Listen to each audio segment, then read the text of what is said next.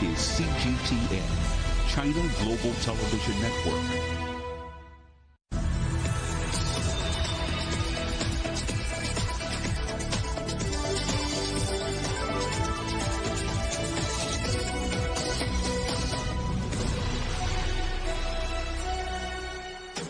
Live from London, this is Global Business. Hello, welcome to the programme. I'm Jamie Owen. And I'm Robin Dwyer. Our top stories. China's inflation rate slows as lawmakers and policy advisors look to stimulate the economy. We'll be assessing what it means for the rest of the world. Our other headlines, the United Nations issues a strong warning after a nuclear power plant in Ukraine loses its power supply after Russian missile strikes overnight. And if we allow this to continue time after time, then one day our luck will run out. And a 50-year friendship celebrated in Spain as Madrid and Beijing mark half a century of diplomatic ties.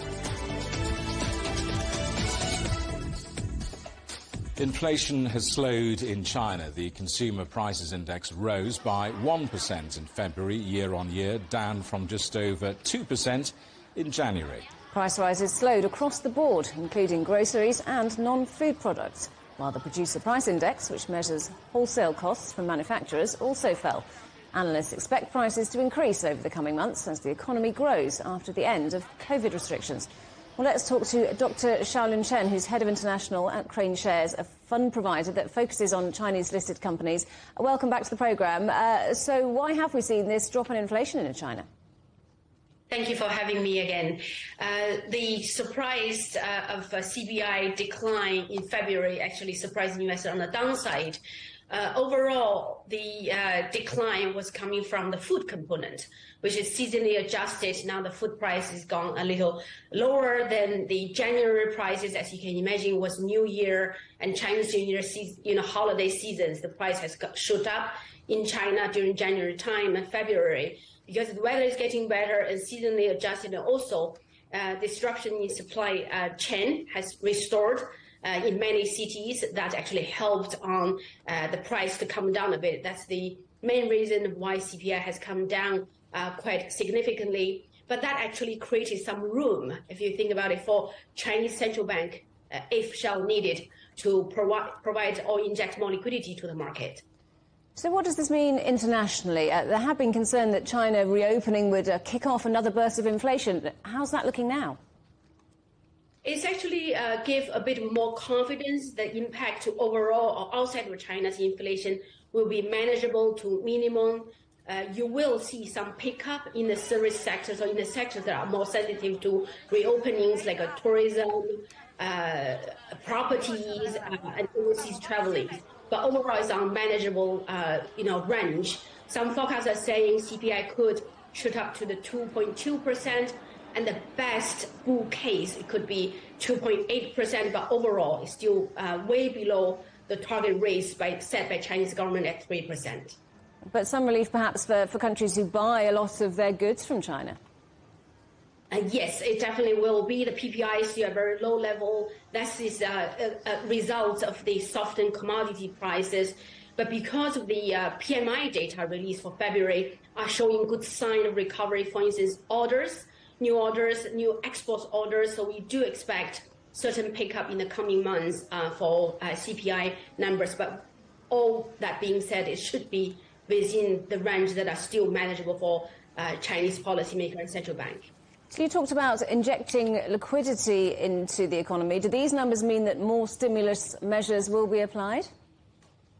Short answer is yes, but not in the traditional way, means billions of dollars get introduced to the market. It's more of on the target way to introduce liquidity to help the corporates, help financing, help equity markets and corporates needed financing.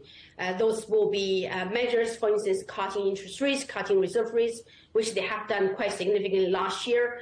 We should expect more of the measures coming in the coming weeks and months to stimulus to help corporates to ease their funding costs, number one. Number two, is also provide more fundings directly, but more of in the green infrastructure projects that can help to create jobs for young people in China.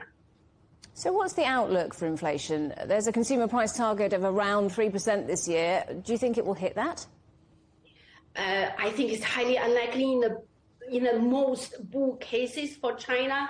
That could easily reach maybe over the 2.5% mark at some point, probably middle of this year, towards the third quarter. But overall, should be within the 3% range or 3% target set by Chinese policymaker. I do recognize the reopening sensitive sector we mentioned early on. They may shoot up a little bit higher, probably on average at somewhere around 40 basis points. That's bring inflation still around 2% range. Okay, Dr. Xiaolin Chen, good to talk to you. Thank you for joining us today. That's Xiaolin Chen from Crane Shares.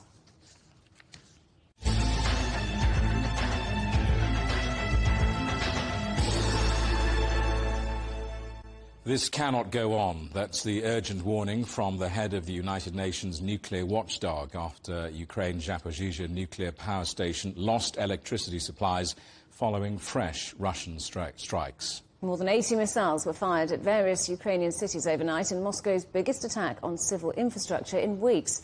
Our correspondent Michael Voss reports. Clouds of smoke could be seen over the capital Kyiv at first light as Russia launched its biggest missile attack since the end of January. Up to 40% of people in the capital were left without power after an energy facility was hit. Residential buildings and cars were also damaged, with several people injured and taken to hospital.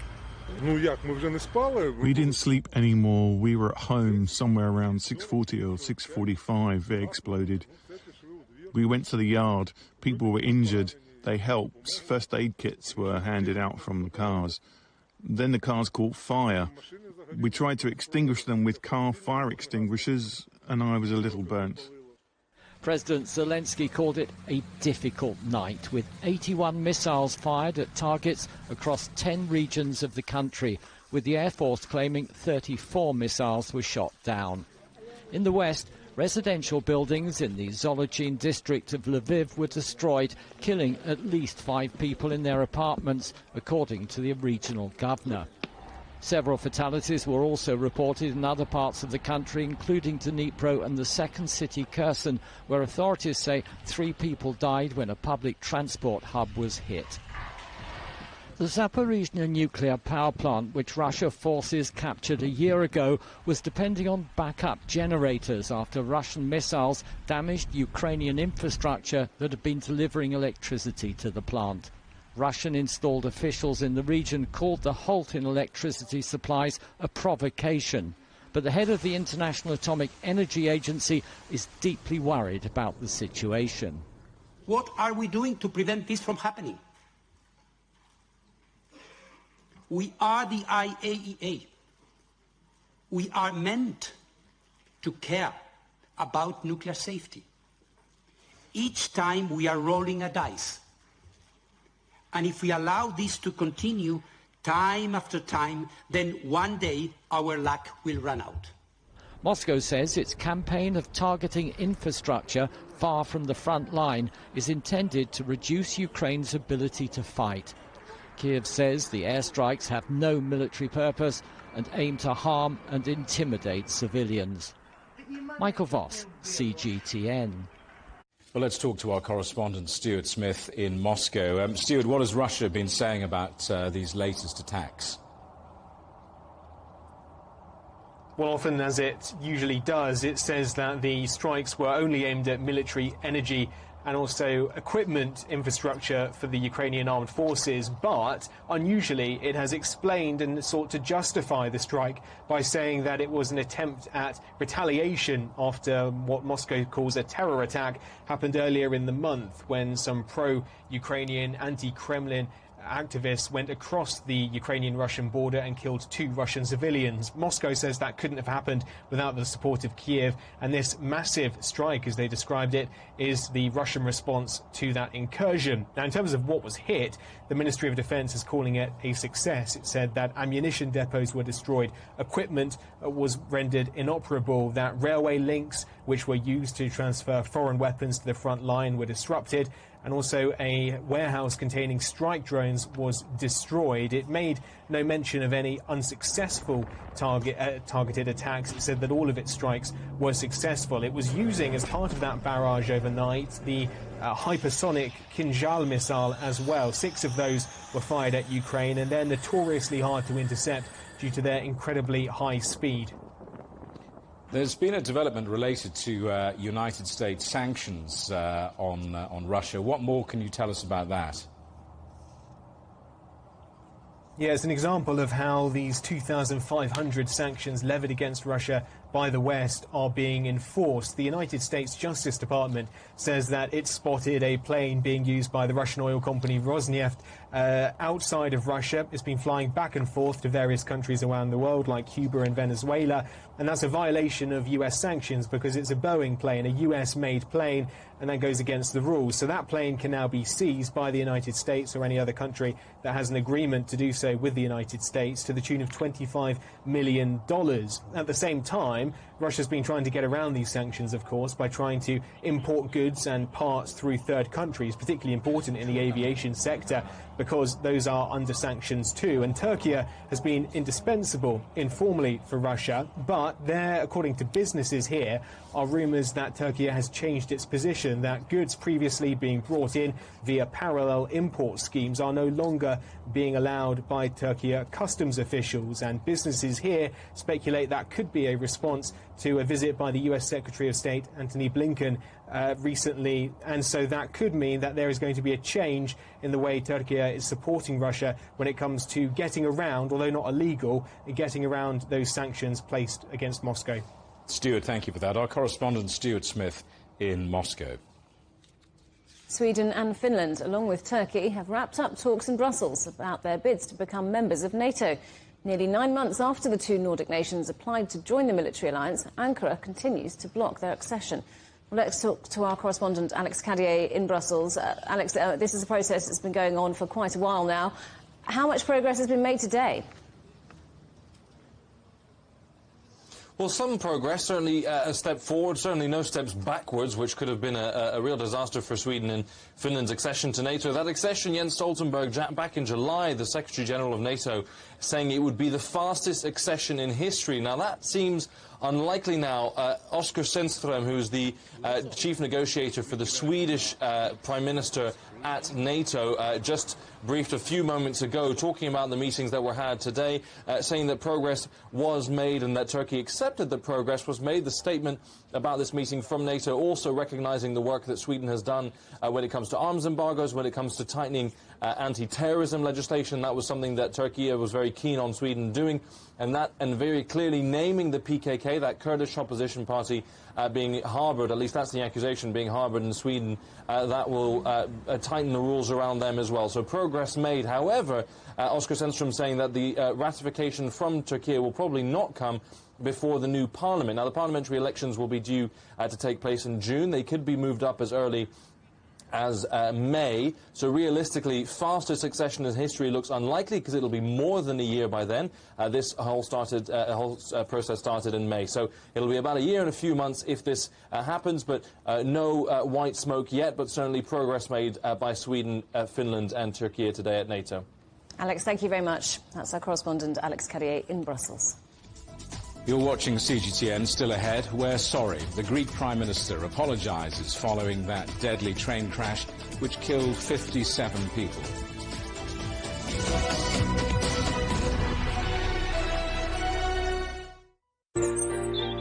Ever wondered what's the difference between a bear and a bull market? Where are the cash cows? And who are the lame ducks? And what exactly are black swans? Grey rhinos and unicorn companies. Make sense of it all with Global Business, only on CGTN. There's a new agenda for a new world, accelerating change in almost every part of our lives. It's shifting the norms of how we work, travel, and connect. How we think, interact, and develop. It's a new reality, a new agenda with me, Juliet Mann.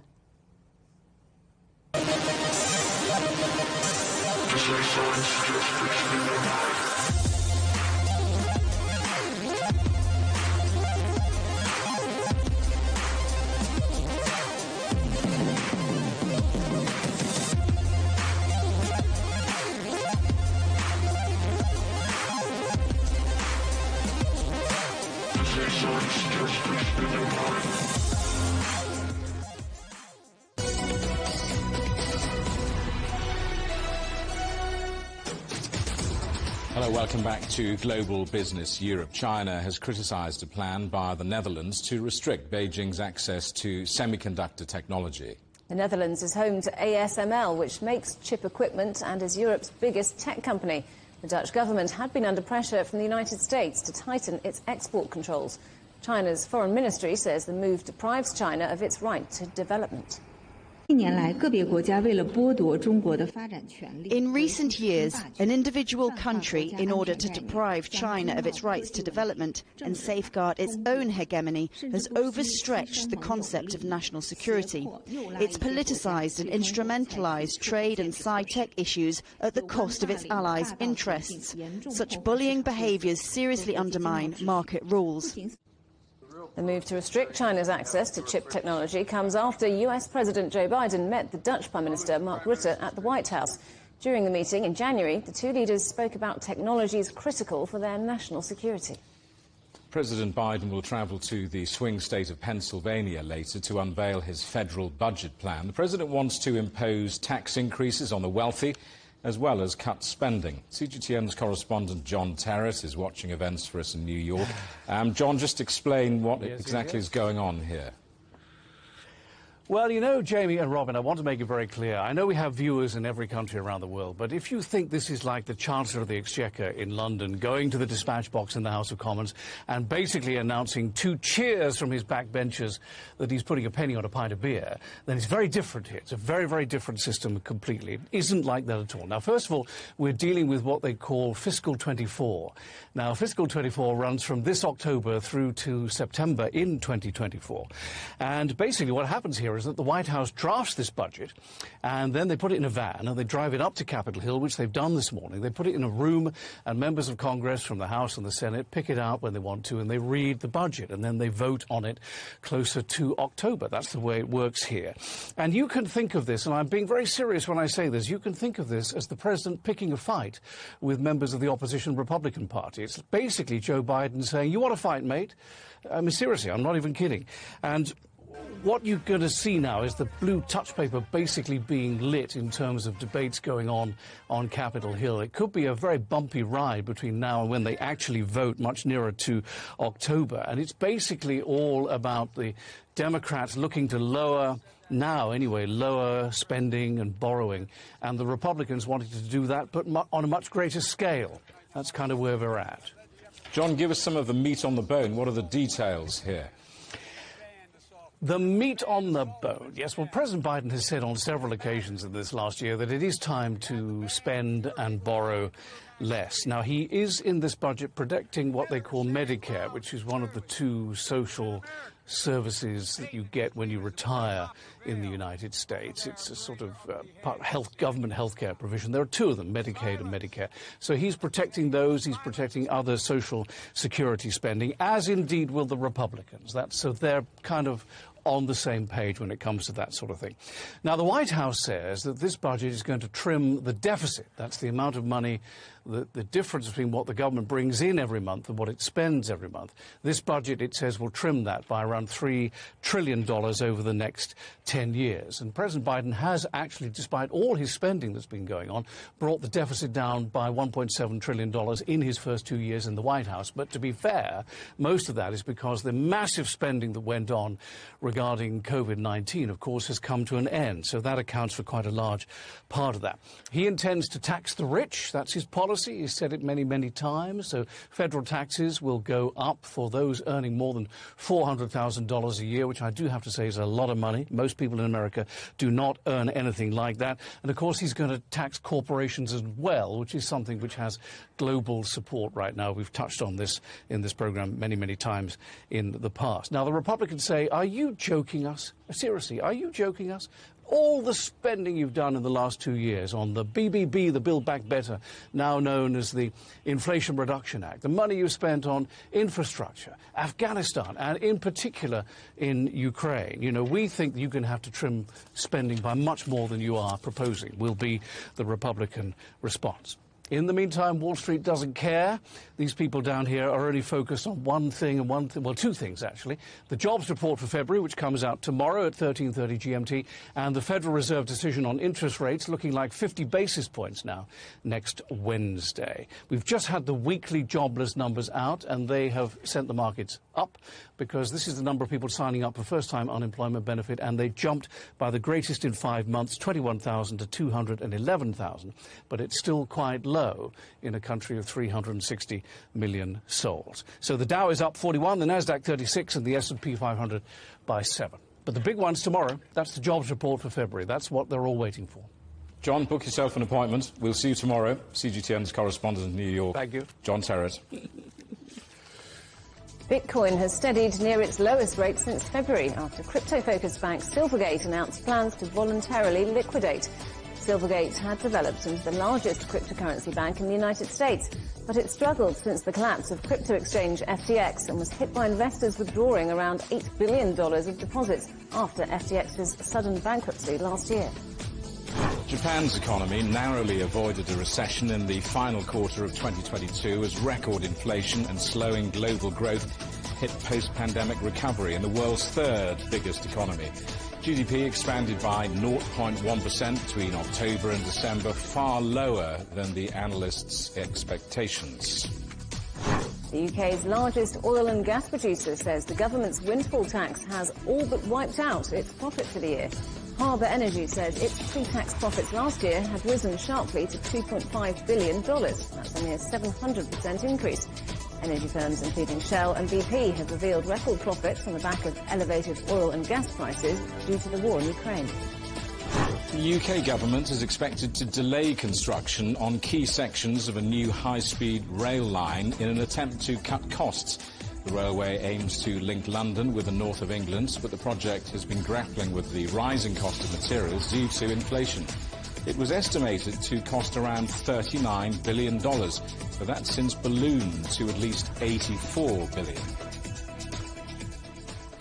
Raising the retirement age in France from 62 to 64 has been approved by lawmakers in the country's upper house, the Senate. But the controversial bill will now pass to the lower house, where approval is less certain, as President Emmanuel Macron has less support there.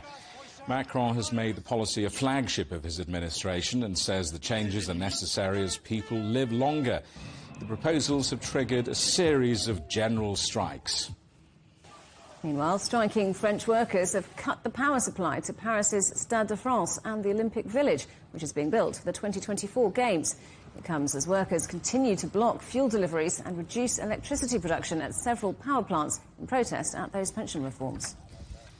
Greece's Prime Minister has apologised following the country's deadliest railway crash, which killed 57 people.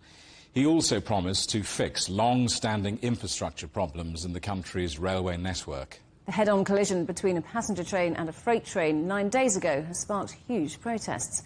Our correspondent Evangelos Ipsas reports. I want to reiterate a public apology. That's how the Greek Prime Minister Kyriakos Mitsotakis opened up a cabinet meeting on Thursday, promising to fix the long-standing problems that the infrastructure of the railway is facing, but also to compensate the families of those who lost their lives about a week ago in the country's deadliest crash. He said a number of priorities, with the top of the list being the transparency on the investigation, trying to bring those to justice as fast as they can, but also providing financial aid to the families who lost people during that crash. Now, the government is pledging 270 million euros into the infrastructure to renovate that dilapidated infrastructure, but also to train those who are working in the industry, but also hire more people to assist. Now, our European counterparts here in Greece with the Greek government to perhaps provide any technological information that they might have to help give the insights of changing and updating this infrastructure that has been outdated for about 20 years now. But the Greek Prime Minister said that besides the technical support that we are expecting from our counterparts from the European Union, we need more funds. We need more funds to be able to make this infrastructure happen, to make this dilapidated railway system back operational by the end of August. Now, the Greek Prime Minister said that there is no word of any elections as was scheduled for April 9th, that this now will be carried on in the weeks and months to come, at least until the investigation will be completed and those responsible will be brought to justice. Now, towards the end of that cabinet meeting, the Greek Prime Minister said that it's not only that his government is the one in fault, but there's a lot of other people are to blame. Όλοι φταίμε. Και ας το ομολογήσουμε με θάρρος. We are all to blame, and we should admit it with courage. From governments and administrations who for years turned a crucial project into a Sisyphean task, to guilds who prevented any assessment of trained personnel. The allocation of responsibility will be done by the justice system, quickly and to the highest possible extent. Θα τον κάνει η δικαιοσύνη. And as the Greek Prime Minister is pledging transparency into the investigation and bringing those to justice as fast as he can, on Thursday, we've seen new criminal charges being laid towards two new faces. The one is a manager at the Larissa train station who abandoned his post moments before the crash took place, but also the inspector of the railway network, the inspector who hired these two people and put them in place without the training that is required. Now, these two people are facing 10 years in prison or life imprisonment, and the charges that they're facing are manslaughter, negligence of causing homicide and bodily harm, but also disruption of the transport network. Now, the new transport minister, Mr. Yerapetritis, will also look over the investigation himself to make sure that those responsible will be brought to justice and the families of the victims will be able to also be compensated. He's speaking with rail workers who have faced a strike, which is expected to end on Friday. They're in discussions of how the new railway system will be back operational, when that will happen, and how the safety measures will be in place. But until that will happen and until the investigation will be completed and those people responsible will be brought to justice, more disruptions will be taking place in the Greek capital of Athens, but across the country as well. You're watching CGTN. Still ahead, we're talking holidays and your next destination. We're at the Berlin Travel Show in just a few minutes.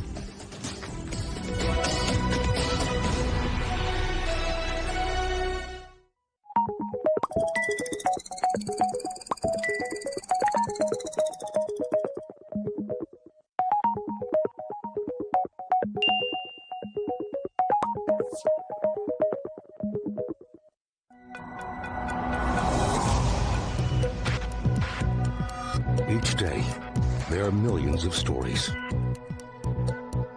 Each one can open new perspectives, new possibilities.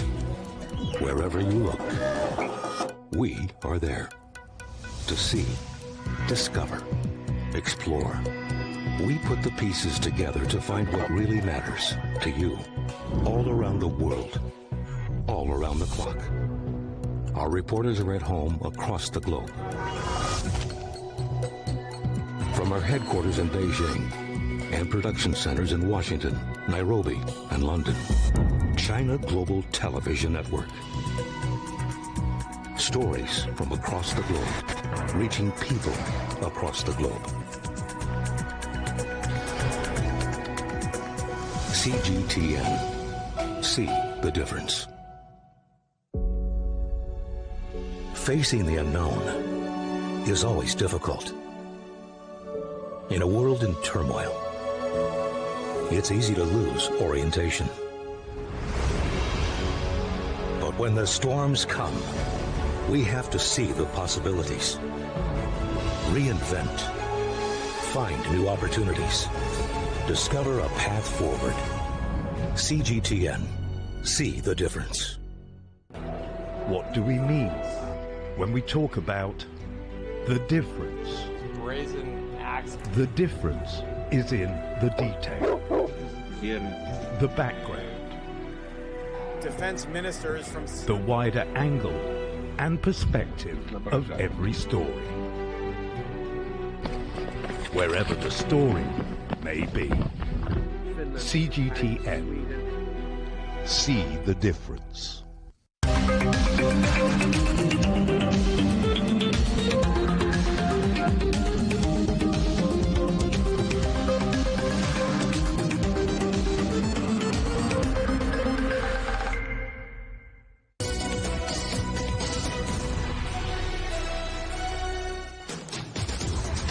Welcome back to Global Business Europe with Jamie Owen and Robin Dwyer. Our top stories. China's inflation rate slows as lawmakers and policy advisors look to stimulate the economy. Or other headlines, China condemns a plan by the Netherlands to restrict Beijing's access to semiconductor technology. And the United Nations issues a strong warning after a nuclear power plant in Ukraine loses its power supply after Russian missile strikes overnight.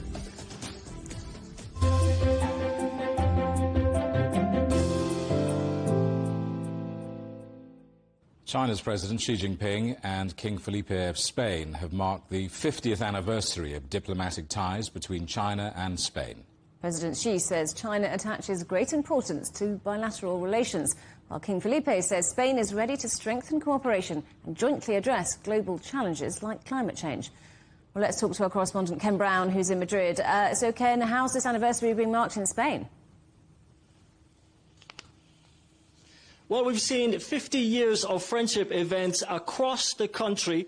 They have been in Madrid. We've seen the Chinese ambassador to Spain, Wu Haitao. He talked about how this event can really help foment closer ties between the two nations. We've seen a number of cultural events across the country. A concert in Seville with Chinese flamenco artists.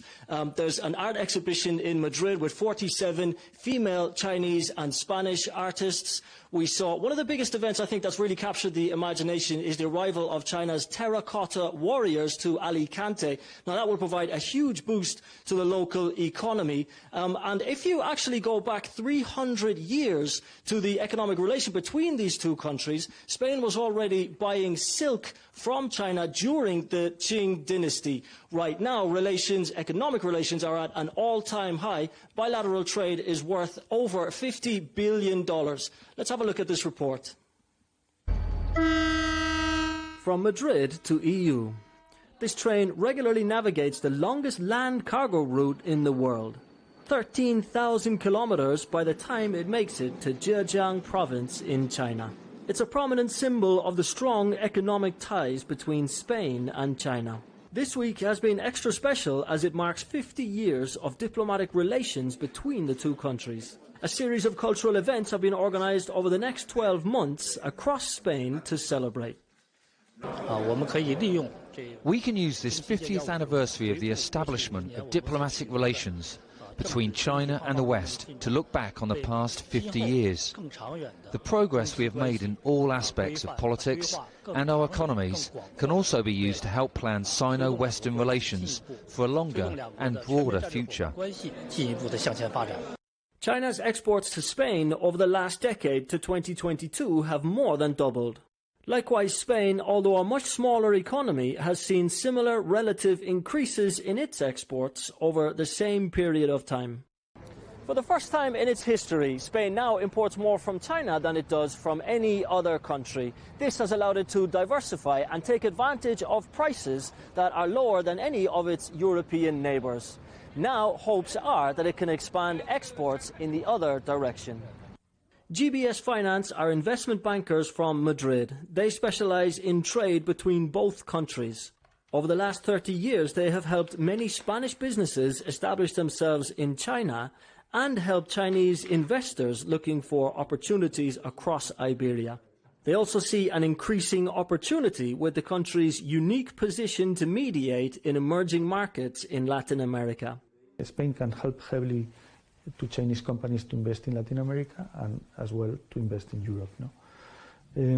Considering the Spanish side, there have been many transactions in the last few years. We have been involved. Spain, like the EU, has not yet signed up for the Belt and Road Initiative, but it has actively developed investment partnerships in some of its main ports like Bilbao and Valencia with Chinese companies like Costco. That has allowed them to increase capacity. That's a part of Chinese foreign investment strategy. They are investing heavily in infrastructures, and they've come to Spain. And at least from my point of view, they're more than welcome. I mean, that intensifies competition. It provides services, and it helps improve the logistics. It reduces transportation costs. So it's a win-win situation. If the last half-century is any indicator, then bilateral relations between Spain and China look set to continue to prosper for the foreseeable future. We're here live with Angel Alvarez, who has helped over 1,500 Chinese and Spanish students in exchanges. So, Angel, tell us, how can education help bring two countries together? I do believe that international student exchanges are the strongest way to cement future people-to-people relationships and to guarantee a future of wealth, common wealth and peace. Angel Alvarez from here in Madrid. Jamie and Robin. Ken Brown in Madrid, thank you very much. Well, more on the 50th anniversary of China-Spain diplomatic relations with another of our series, Bridge Builders, meeting the people who, through their work or their family lives, have contributed to greater friendship between the two countries. He thought that China and Spain could help each other a lot, and he tried all his life to get that done. Meet the Samaranches, who have helped build bridges between China and Spain through sport, more of which later in this programme.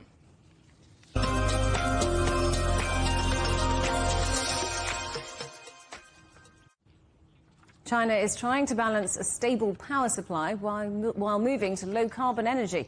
That's the summary of the latest government work report being discussed by lawmakers in Beijing. Officials say the use of renewable energy has nearly doubled over the past 5 years, while low-emission coal plants are being used to generate over 1 billion kilowatts of power. So-called green trade has also jumped by nearly 50% over the past decade. CGTN's correspondent Zhong Zhongfeng reports on how China's green policies are aimed not only at the future of the country, but also the wider world. China cannot become modern without going green. China has committed to peaking carbon emissions by 2030 and achieving carbon neutrality by 2060. Did you know China has also promised to raise clean energy consumption share to over 80% by 2060? To realize this vision, China will invest approximately $20 trillion in less than 40 years, surpassing any other government's investment in this area. These funds will support the construction of massive solar panels, forests of windmills, extensive hydroelectric dams, and millions of electric vehicle charging stations across the country. Investments will also be dedicated to developing green technologies, including batteries, smart grids, carbon capture, industrial decarbonization, green buildings and low carbon consumption. China welcomes international cooperation in green finance, technologies and sustainable practices. This cooperation is not just for China's modernization journey, but for the betterment of our shared home, this beautiful blue planet. China has unveiled the world's largest cargo ship. It has a deck the size of 4 football pitches and can transport nearly 250,000 tons of goods. An advanced engine and braking system are designed to produce lower carbon emissions. 3 more of the ships will be delivered by June. Revenge travel, that's the term being used by some in the tourism industry to describe booming customer demand following the coronavirus pandemic. It's being whispered by many exhibitors at the world's largest travel trade show in Berlin, where optimism over a strong rebound in the sector is flying high. Our correspondent Trent Murray reports. It's been a rough ride for the travel industry these past 3 years. The COVID-19 pandemic has seen the sector hit by a wave of border closures, restrictions and plummeting passenger numbers. But the return of ITB Berlin, the world's largest travel trade show, is being seen as a symbol of revival, while also giving those in the sector a reason to smile once more. Travel is the unifying bond between nations. Travel is mobility initiated by longing for faraway places. The focus isn't only on the destination, it's also on the journey itself. Vietnam Airlines, one of many carriers joining the conference, confident of clearer skies ahead. German people would like to travel a lot, and Vietnam and also in all around of Northeast Asia, we are ready for coming back to receive and to promote for the market, especially in Germany. We have a lot of competition with the China allies. Yeah. However, I think that in the future, with a bigger frequency, greater frequency, we can bring them through Vietnam Airlines to Europe. Travel represents big business for many countries. The market size of the global tourism industry, measured in revenue, is expected to hit $2.3 trillion in 2023 and employ upwards of 300 million people. For many travel companies, it's been difficult to keep afloat these past few years because of the COVID-19 pandemic. But there is real hope now that the worst is behind the industry. Many exhibitors here say they're looking forward to travellers not just returning, but also bringing their wallets and helping many local economies. The value of the industry also means it's ripe for innovation and experimenting with new technologies. You never have traffic jams, you have always good weather. German startup Spheri thinks its new VR technology could revolutionise the way tourists can take in the sights of popular landmarks, giving virtual visitors a bird's-eye view without leaving the ground, or in some cases, their own home. We filmed all over Germany. Then we did now Namibia, the wildlife. It's not just about Namibia, it's more about the wildlife, the nature, African animals, like a virtual safari.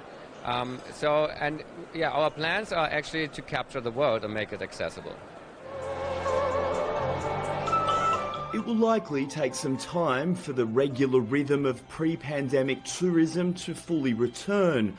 But in the meantime, tourism operators are singing from the same song sheet in trying to send a message to potential travellers that the check-in is open, the staff are on standby, and everybody is welcome to return. Trent Murray, CGTN, Berlin. Georgia's ruling party has said it will withdraw a controversial proposed law that sparked violent protests. Thousands of protesters took to the streets of Tbilisi to oppose the bill, which would have required organisations receiving overseas funding to register as foreign agents. Demonstrators accused the government of imposing Russian-style laws to curb press freedom and move the country away from EU membership. The ruling party, Georgian Dream, announced it would withdraw the bill unconditionally. Thousands of Israelis are protesting against the government's plans to overhaul the legal system. Crowds gathered in Tel Aviv and blocked roads to the country's main airport, from which Prime Minister Benjamin Netanyahu was scheduled to depart for Rome. Protests have been ongoing for nearly 2 months over his controversial plans to rein in the courts. 3 workers have died after a tunnel collapse at a potash mine in Soria in Spain. The collapse happened at a depth of almost 900 metres. 2 students from the Polytechnical University of Catalonia are among the dead. Efforts are underway to try to recover their bodies. Italy's Coast Guard has rescued 38 migrants from a boat off Lampedusa Island. The overcrowded vessel was around 16 kilometres from Italian waters. The rescue came as Italy's government, which has been criticised over its migrant policies, is set to approve tougher laws on people smuggling. The artificial intelligence market is forecast to be worth $63 billion by the year 2028 and contribute $15 trillion to the global economy. But as the AI industry grows, so do calls for caution and regulation. Our correspondent Karina Mitchell reports. I'm writing a story on artificial intelligence and journalism. Can you help? The use of artificial intelligence has exploded onto the scene in part due to an ever-growing abundance of easy-to-use tools. The technology lends itself to various industries, business, education, even media. A professor at Columbia's Journalism School in New York says the university is learning to embrace the benefits of generative AI. I feel like we don't have to worry about students turning in, work plagiarized from ChatGPT, but we're doing our best to figure out ways they can leverage it. ChatGPT is an AI program launched in November 2022 by owner OpenAI to much fanfare and hype. It's a type of model for human language that generates text when prompted. But educators, editors, even cybersecurity officials have sounded alarms about authenticity because ChatGPT answers prompts by scanning millions of pages of already published content. In fact, a recent experiment involving its use by media tech outlet CNET resulted in numerous corrections and accusations of plagiarism, forcing the site to suspend its use. We decided to put OpenAI's ChatGPT to the test.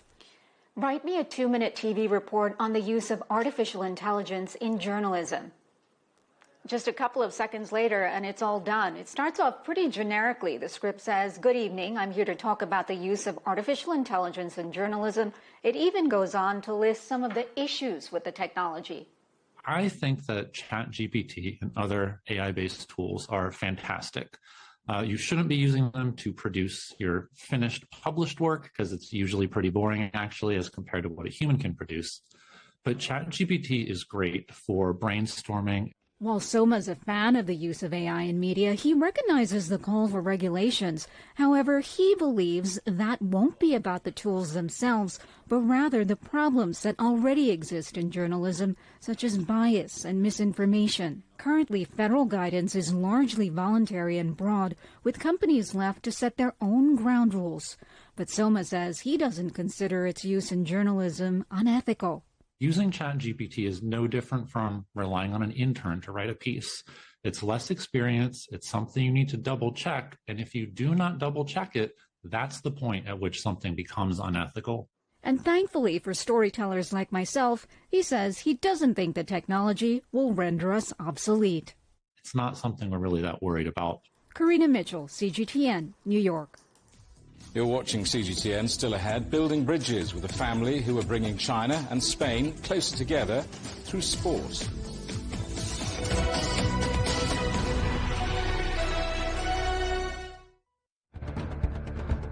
Events have consequences. Words create impact. Unprecedented scenes that we saw. The cleanup operation is now well and truly underway. Parts of southern Europe remain in a state of emergency. Context gives meaning. People make history. Far more than 1,000 people have come here today. But authorities are still on high alert. So into the attention of world leaders. A complex world demands a comprehensive view. But with the cleanup efforts more or less under control, the economic impact is bound to ripple across the country. There's plastic pollution everywhere. Because the world today matters for your world tomorrow. This is the live area of the crew. And in these mountains, they recently finished building a power plant. Well, this is something completely different. The world today, every day on CGTN.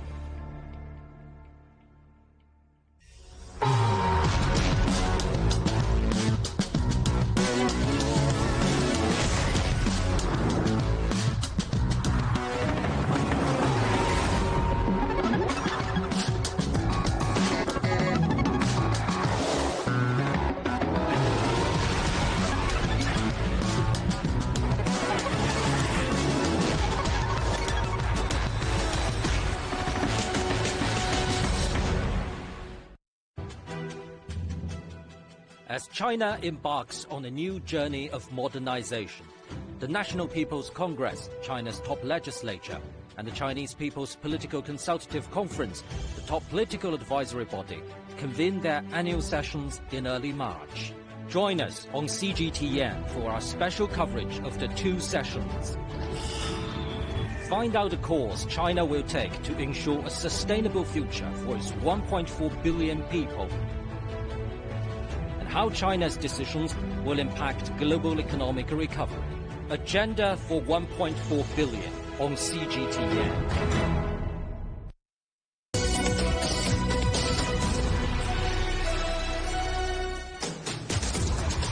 Welcome back to Global Business Bureau.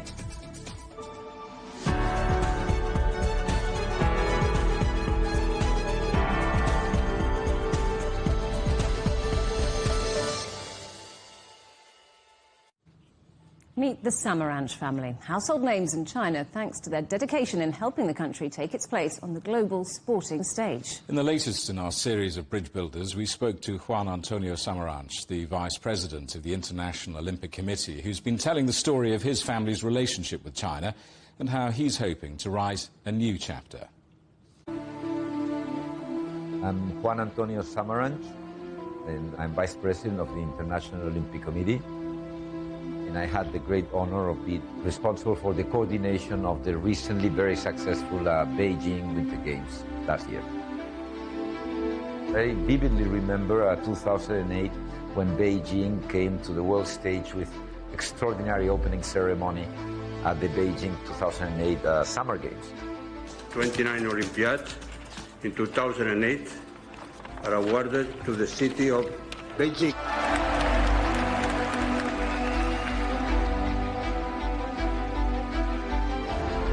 That ceremony was a first of its class, and it demonstrated to us and to the world that China was much more than ready to take its rightful place in the world order, at least in sports. The 23rd Olympiad in Los Angeles open. My father said clearly, Olympism is about something universal, and there is no universality in this world without China. He fought hard before even being president of the International Olympic Committee to bring China back in stage. After being elected in 1980, he managed to get China to finally march with the rest of the world athletes in Los Angeles at 84, where he personally was able to hand the first gold medal to a Chinese shooter in these games in 84 in Los Angeles.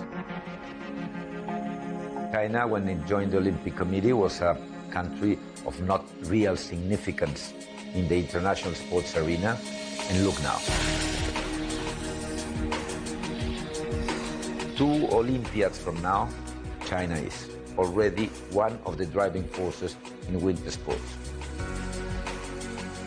President Xi promised that one of the legacies of these Beijing Winter Games would be more than 300 million Chinese people involved in winter sports or activities. Before the Games even started, China had overpassed that important social legacy.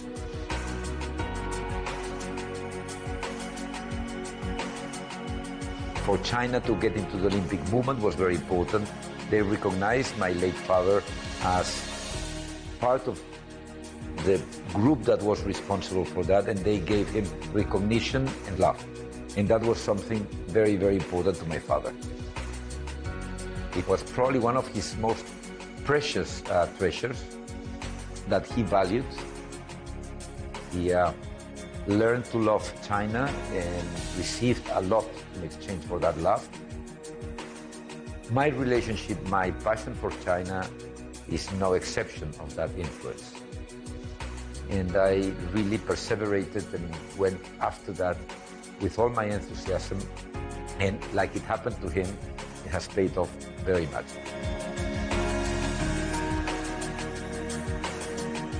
After my father left, we decided that we had to do something about it. The friendship my father received from the Chinese people, not only the Chinese authorities, it's really across the board, all the way down to the very modest people, and that's when we decided that we had to concentrate and try to maintain that special Samaranchi link alive. We decided at that time that it would be best to create and develop a Samaranchi Foundation that should be in China, from the family, should be with the Chinese administration. That is when 10 years ago the Samaranchi Foundation was born. Two main objectives we have. The first is to foster and promote sport for all activities in China. We have literally hundreds of programs and thousands of events every year that are trying to deliver that with very good partners that we have. The second is to help, support, and enhance the relationships between Spain, Latin America, and China. This is something that my father always wanted to do. He thought that China and Spain could help each other a lot, and he tried all his life to get that done. So when he is not there, we try to have something to continue his work. And we are proud and happy to see that it's achieving all its goals. I'm sure that Samaranchi father would be very proud. Sports and the Olympic movement and the Olympic ideals have been building bridges even in the worst possible times. Not now, but 2,000 years ago, 3,000 years ago. When the Olympics were held in old, ancient Athens or Greece, war would stop and the people fighting and killing each other would drop their arms and would get together. We live in a difficult and modern world.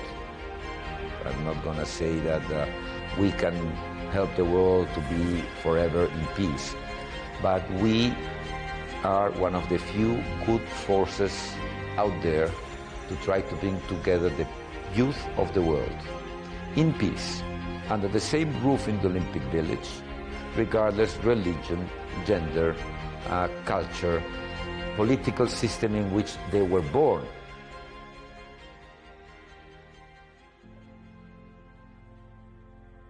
This year is the 50th anniversary of the diplomatic relations between Spain and China. The relationship is good, is solid, and is sound. I think that Spain has been an extraordinary, good, and reliable partner of China. There's always been respect for the decisions and the way China conducted their business. In return, we've always received respect from China, and I cannot forget that always when I went there, Chinese would say Spain is our best friend in Europe. I'm very proud of my inheritance. And I've been a very extremely lucky person with inheritance I had with my father, but I always learned from him that you need to earn respect and you have to work very hard every day to keep it. And once you earn their friendship, you have it for life. And modestly, that's what I try to do every day. And for more of our Bridge Builder stories, you can go to CGTN Europe's digital platforms. The headlines again. China's inflation rate slows as lawmakers and policy advisors look to stimulate the economy. The United Nations issues a strong warning after a nuclear power plant in Ukraine loses its power supply after Russian missile strikes overnight. And a 50-year friendship celebrated in Spain as Madrid and Beijing mark half a century of diplomatic ties.